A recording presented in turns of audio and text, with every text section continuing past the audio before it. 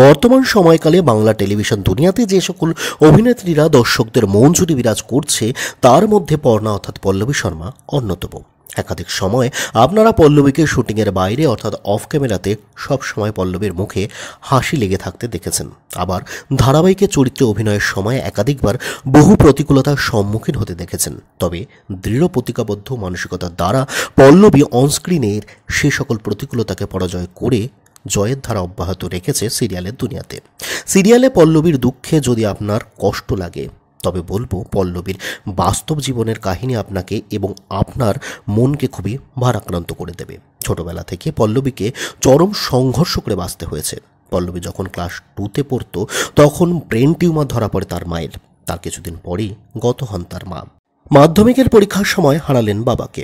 যে মেয়েটি ছোট থেকে মা বাবা হারা তাকে যে সংঘর্ষ করতেই হবে, তাই ছোট থেকেই জীবনযুদ্ধে চরম সংঘর্ষ চালিয়ে যেতে হয়েছে তাকে। তবে গিয়ে আজ তিনি নিজেকে অভিনেত্রী পল্লবী হিসেবে প্রতিষ্ঠিত করতে পেরেছেন। মা বাবা হারা পল্লবী মানুষ হয়েছেন তার পিসির কাছে। জীবনযুদ্ধের সাথে সাথে অভিনেতা হওয়ার যুদ্ধ পল্লবী চালিয়ে গেছেন ছোট থেকেই। তিনি সানন্দা টিভিতে নদের নিমাই ধারাবাহিকের মাধ্যমে লক্ষ্মীপ্রিয়া চরিত্রের অভিনয়ের মাধ্যমে টেলিভিশন দুনিয়াতে পা রাখেন। পরবর্তীতে ইটিভি বাংলা 2 পৃথিবী ধারাবাহিকে প্রধান চরিত্রে অভিনয় করেছেন তিনি।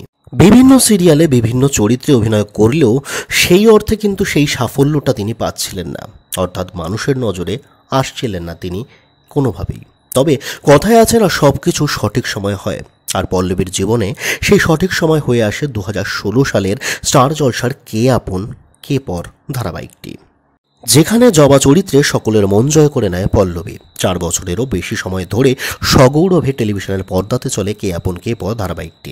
এই ধারাবাহিকটি শেষ হওয়ার পর কিছুটা সময় অভিনয় থেকে সাময়িক বিশ্রাম নেন পল্লবী। তারপর 2022 সালে ছোট পর্দায় আবারও তিনি কামব্যাক করেন নিমফুলের মধু ধারাবাহিক সিরিয়ালটির মাধ্যমে।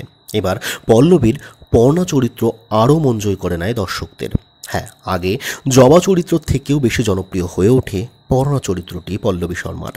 মাত্র 26 বছর বয়সী জীবনযুদ্ধ এবং অভিনয় যুদ্ধে যেভাবে দাঁতে দাঁত লাগিয়ে লড়ে গেছেন পল্লবী, তা সত্যিই বর্তমান সময়কালে নারী জাতির কাছে অনুপ্রেরণা হয়ে থাকবে।